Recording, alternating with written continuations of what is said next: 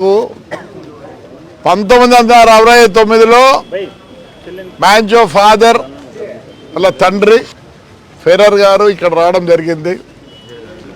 అప్పుడు ఇదంతా లేదు. అప్పుడు నేను కాలేజీలో చదువుకుంటున్నా. ఆ ముందర ఉండేది ఆయన ఇల్లు. ఆయన వచ్చినప్పుడు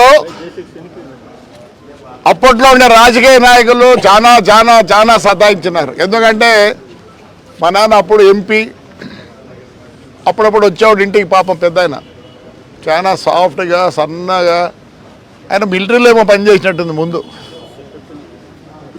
మంచి అసలు మాట కూడా మాట్లాడేవాడు కాదు. ఆయన రావటం వాస్తవం చెప్పాలంటే ఒకవేళ ఈ పొద్దు ఎన్నో గవర్నమెంట్లో వచ్చిపోయినాయి.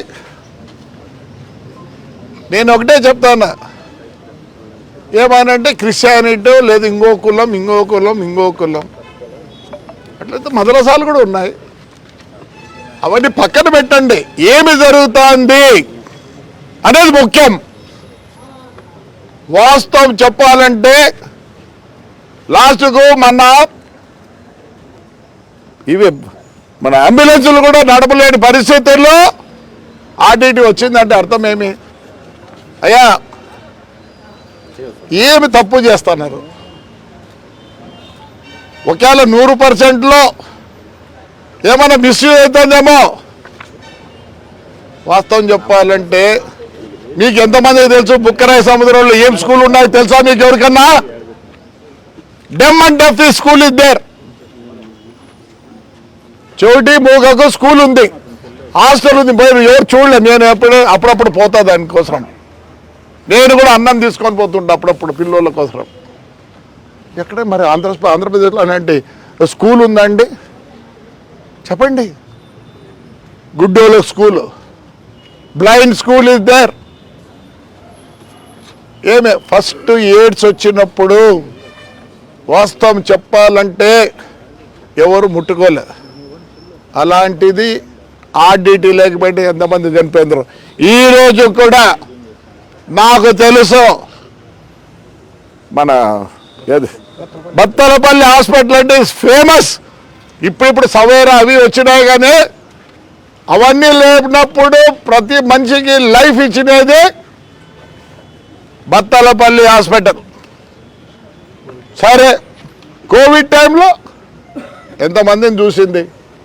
ఇంకా కళ్యాణ్ దుర్గ్ అలాంటి గవర్నమెంట్ హాస్పిటల్ ఉందండి ఆంధ్రప్రదేశ్లో. ఎన్ని బెడ్డెడ్ ఉండేది? 500 అనుకుంటా. అసలుకి దీన్ని ఎందుకు ఈ పొద్దు ఆపాలనుకుంటున్నారు ఎందుకు అర్థం కావడంలే. దీని మీద కక్షనా? ఏం కక్షయా? అరే వాళ్ళు ఏదో సర్వ్ చేస్తున్నారు. ఎవరో నాకు చెప్తాండ్రి, ఎక్కడో శ్రీశైలంలో చెంచులకు కడితే ఇది కట్టినారు, చర్చ్ కట్టినారు. అయ్యా మీకు తెలుసా దాంట్లో నాకు సంబంధం ఉంది. ఆ రోజు లా మినిస్టర్గా ఉండే మన ఆత్మకూరు ఎమ్మెల్యే పేరాస్ ప్రతాప్ రెడ్డి గారు ఆ రోజు నా ఇంటికి వచ్చి ఈడికి వచ్చినాడు. నన్ను రమ్మంటే నేను రాలే. సార్ నా కాన్స్టిట్యున్సీలో ఇండ్లు లేవు, ఏమీ లేవు, ఎలా అయినా సరే మీరు వచ్చి చేయాలా. చెంచులు కంటే కట్టినారు, కానీ ఆడు ఎవరు చెంచు కట్టి దానికి ఎవరేం చేస్తారు? ఇవన్నీ వద్దు దయచేసి. ఈ సంస్థ పోయేదానికి లేదు. పోతే ఎవరు బాధపడేది? ఎస్పెషల్లీ అనంతపూర్లో ఉండే ఎన్ని చెక్ డ్యాములు కట్టించినారు. మన గవర్నమెంట్ కట్టించిన చెక్ డ్యామ్ ఒక్కటి లేదు. వీళ్ళు కట్టిన చెక్ డ్యామ్ ప్రతి ఒక్కటి ఉంది ఈ రోజుకి. ఎస్పెషల్లీ నా కాన్స్టిట్యున్సీలో ఎలాంటి చెక్ డ్యాములు కట్టారంటే పెద్ద ఊరుగురు అక్కడంతా ఈరోజు నీళ్లు తాగుతున్నారు మా వాళ్ళంటే ఈయన పుణ్యం, ఆర్డిటీ పుణ్యం. దయచేసి ప్రతి ఒక్కరు దీంట్లో స్పందించాల్సిందే. పార్టీ వైజ్ చెప్తా, జగన్ పీరియడ్లో అందరు గజగజలో ఆడినారు, కానీ ఆ రోజు ఆయన పాదయాత్రలో వస్తే లోపల వచ్చి మీటింగ్ పెట్టినాడు. అంటే వీళ్ళకు రాజకీయం కూడా లేదు. ఎవరు వచ్చినా ఒకటే, ఎలా ఉన్నా ఒకటే. కానీ ఈ సంస్థ పోయిందంటే మటుకు దయచేసి చెప్తానా, అనంతపూర్ డిస్ట్రిక్ట్కు లాసు. ప్లీజ్ దయచేసి ప్రతి ఒక్క అనంతపూర్లో డిస్ట్రిక్ట్ ఉండే ప్రతి ఒక్కరు దీన్ని కాపాడుకోవాలి. మనమందరం నాయకులు మాట్లాడుకొని ఖచ్చితంగా చంద్రబాబు నాయుడు లోకేష్ బాబు దగ్గర పోయి ఢిల్లీ వరకు పోవాల్సిన పరిస్థితి. నష్టపోయేది అనంతపూర్ ప్రజలు. దయచేసి చెప్తున్నా, అసలు స్టేడియాలు ఏడున్నాయా? ఇప్పుడుండే ఎక్కడైనా ఒక్క స్టేడియం ఉందా చెప్పండి. ఆ విశాఖపట్నంలో ఒక స్టేడియం ఉంది. ఇక్కడ నాదల్ అంటే ఆయన టెన్నిస్ ప్లేయర్, పెద్ద అతను వచ్చి ఇక్కడ ట్రైనింగ్ ఇస్తున్నాడు. మడకసిరిలో మొన్న మొత్తం గేమ్స్ పెట్టేదానికి ఒక యూనిట్ పెట్టండి. నేను అడిగిన, కొంచెం మా ఊర్లో పెట్టంటే నీ ఊరు బాగుంది పో, ఇలానే నీ ఊరు బాగుంది పో. మడకసిరిలో ఏంది లేదన్నా, కనీసము బ్యాటు బాల్ అంటే కూడా తెలియదు, ఫుట్బాల్ అంటే తెలియదు, హాకీ అంటే తెలియదు. అక్కడి నుంచి నేను ఇంప్రూవ్ చేయాలన్నాడు. చెప్పండి, స్టేడియం ఉందా అనంతపురానికి? ఈ స్టేడియం లేకపోతే ఈరోజు ఆ సల్దారా స్టేడియం ఎవరిది ఏమనంటే పోలీసు వాళ్ళు అంటారు. నిన్న మొన్నటి వరకు వాలీబాల్ ఆడుతున్నారు. ఏం చేసినాడు ఆయన? ఎవరు కొత్త నుంచి ఇన్ఛార్జ్ వచ్చినా అంట, దాన్ని ఎత్తేసినాడు. అది ఎత్తేసి ఆడికి వచ్చింది మళ్ళీ ఆర్టీటీవే వాలీబాల్ ప్లేయర్లకు ఇది చూపిస్తుంది. దయచేసి ప్రతి ఒక్కరు ముందుకు రావాల్సిందే. నష్టపోతాం, అనంతపూర్ ప్రజలు నష్టపోతారు. దయచేసి అందరూ ముందుకు రండి.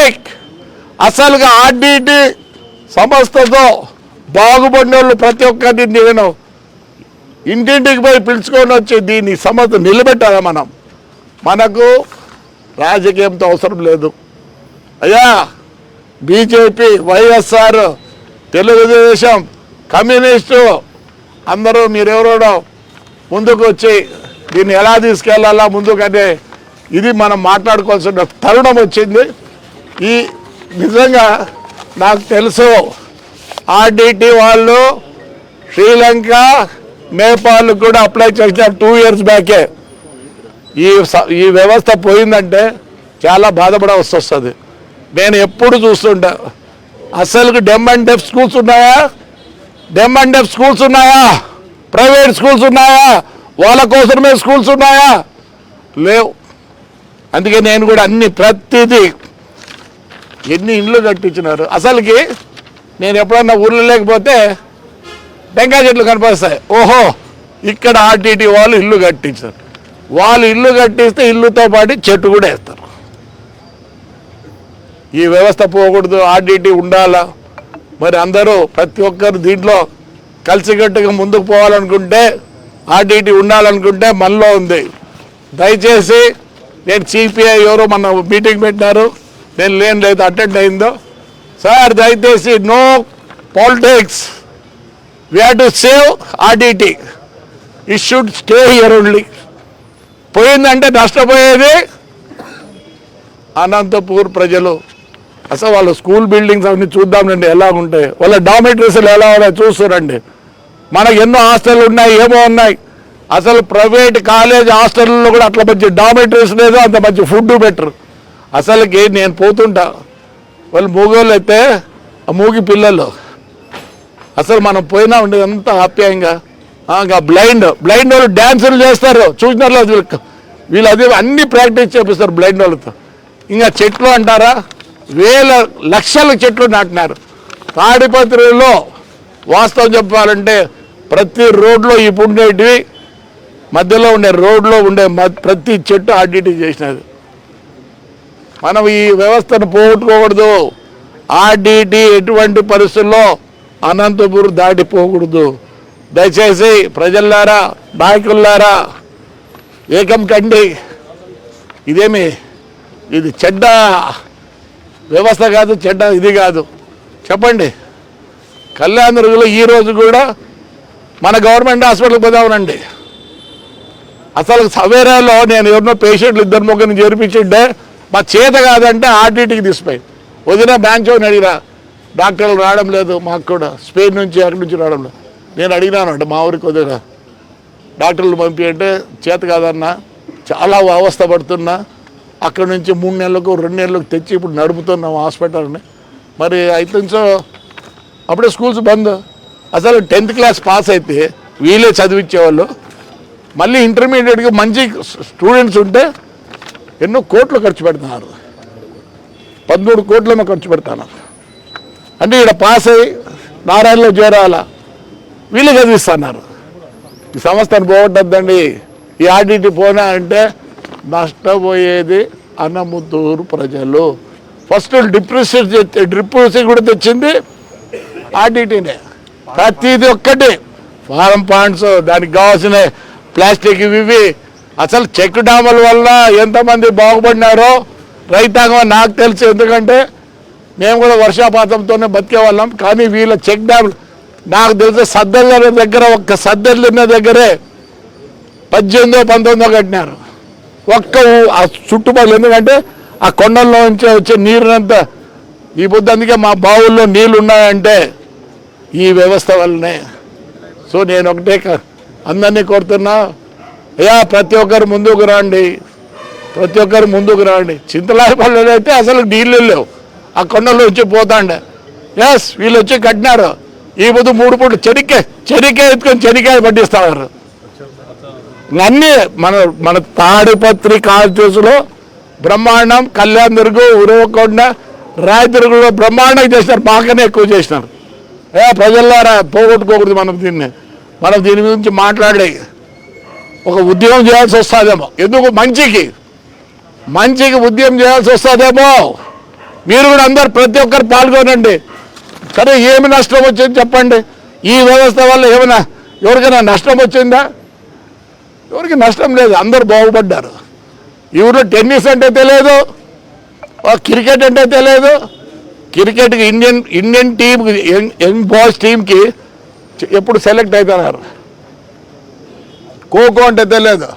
అసలు మీకు తెలుసా, కబడ్డీకి ఇక్కడ ఉన్నంత ఎక్విప్మెంట్ ఎక్కడ లేదు. నేను మన లేడీస్ ఇండియన్ టీం ఇది పెడితే ఇక్కడ నుంచి వచ్చిన ఎక్విప్మెంట్, రబ్బర్ మ్యాట్స్ అవి ఎక్కడ లేవు. ప్రతి ఎక్విప్మెంట్ ఇది ఉంది.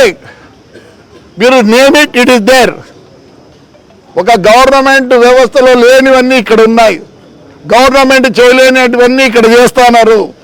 సో దయచేసి నేను రిక్వెస్ట్ చేస్తాను, దయచేసి అనంతపురం ప్రతి ఒక్కరు దీన్ని ఒక మూమెంట్గా తీసుకుపోవాలా. మేము కూడా అందరినీ నాయకులను కలుస్తా. చంద్రబాబు నాయుడు ఇదంటే మన స్టేట్లో అయితే ఇవాళ చేపించిందేమో, ఇది సెంట్రల్ గవర్నమెంట్తో కొద్దిగా సంబంధాలు ఉన్నాయి. కాబట్టి we are going to request our Chandrababu Naidu and Lokesh. Chandrababu నాయుడుకి బాగా తెలుసు ఆర్డిటి గురించి, చాలామందికి తెలుసు ఆర్డిటి గురించి. మరి అనంతపురం ప్రజలు అందరితో మాట్లాడి ఇది బయటికి జారిపోకుండా చేసుకోవాలి. వాళ్ళకేముంది, వద్దంటారు. చెప్తున్నా కదా, Nepal, Ceylon already they are calling them. వీలుంటే డెవలప్ అవుతుంది. ఇది డ్రాట్ పోన్ ఏరియా, ఏమీ తెలియని ఏరియా. అలాంటిది కళ్యాణ్ దుర్గలో పోయి చూడుకోండి ఎలా ఉంటుందో. ఈ బుద్ధ చదువు వస్తుంది, డిసిప్లిన్ వస్తుందంటే ఒక ఆర్డిటి స్కూల్లోనే డిసిప్లిన్ ఉండేది, వేరే ఎక్కడా డిసిప్లిన్ లేదు. అందుకోసం నేను ఒకటే రిక్వెస్ట్ చేస్తాను అనంతపురం ప్రజలకి, sir we see that it doesn't go anywhere, ఇక్కడే ఉండాలా. ఎలా అయినా సరే మనం అందరు ప్రతి ఒక్కరు, నాకు తెలిసి ఆర్డిటిలో 69 నుంచి ఎంతోమంది చదువుకున్నారు, ఎంతోమంది మంచి పొజిషన్లో ఉన్నారు. మరి ఇది మనకు దీని వరం, దేవుడి వరం ఇది. నిజంగా దేవుడు ఇచ్చిన వరం. ఆ రోజు ఇక్కడికి వచ్చినాడు అంటే, ఆయన పెద్ద ఆయన వచ్చినాడు అంటే అర్థం ఏమి, దేవుడు పంపించినాడు ఆయన్ని. అయ్యా పో, చాలా కష్టాల్లో ఉన్నారు ఈ డిస్ట్రిక్ట్ అని చెప్పి ఆ రోజు ఆయన్ను ఆ దేవుడు పంపించినాడని నేను అనుకుంటున్నా. సో మీ అందరికీ నమస్కారం. ప్రతి ఒక్కరూ ఆలోచించండి. ఆర్డిటి పక్కకు పోకోకుండా ఇక్కడే ఉండేటట్టుగా మనం నెరవేర్చుకోవాలా. లేకపోతే నష్టపోయేది ఒక అనంతపురం డిస్ట్రిక్టే. వాళ్ళేం కాదు, వాళ్ళ వ్యవస్థ వాళ్ళు ఏదో చేయాలనుకున్నారు. చాలా దేశాలు పిలుస్తున్నాయి వాళ్ళని. మనం దీన్ని ఎట్లయినా కానీ అందరూ కలిసికట్టుగా మనం అందరూ పోరాడి ఆర్డిటి ఎక్కడ పోకుండా ఇక్కడే ఉండేటట్టుగా మనందరూ పోరాడాలి. రైట్ సార్, మీరందరూ వచ్చిన దానికి పాతికేయులు కదా, నమస్కారాలు. ఫ్యామిలీ అన్ని పంచండి.